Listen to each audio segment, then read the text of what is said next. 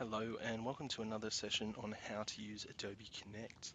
During the session, I want to show you how to use the presenter only area in a web lesson. So here I've already set up a web lesson for Stage 5 Modern History.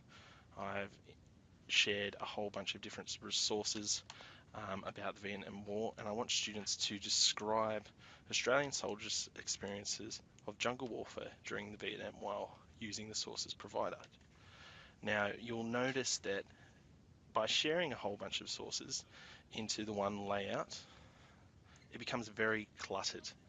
There's things on top of other things. I can't really see what I need. And I've got a bunch of different sources. I've got images, I've got audio files, I've got a video, I've also got text as well. So it's become quite cluttered and quite hard to read for myself and for the students. So one way to resolve this is by using Adobe's presenter only area. And how we activate that area is by going up to meetings, and you'll look down the drop down menu and you'll notice there's one that says presenter only area. When you click on that, you'll notice that this panel will come up on the right hand side. Any pod or any item that gets dragged and dropped into this area will not be seen by the students.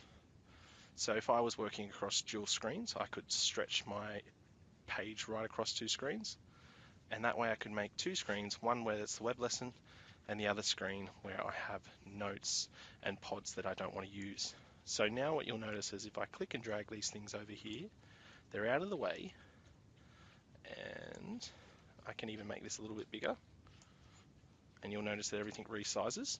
So only the students will see what's here. So I've clicked everything over, and now as we move through the lesson, I can bring in one source at a time.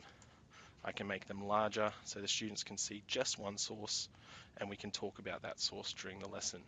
When I'm finished with it, I can either hide it so it goes away, or I can click it, drag it back into the presenter only area and bring another one in, and again resize it, make it large enough for the students to read and see, and move it back into the presenter only area.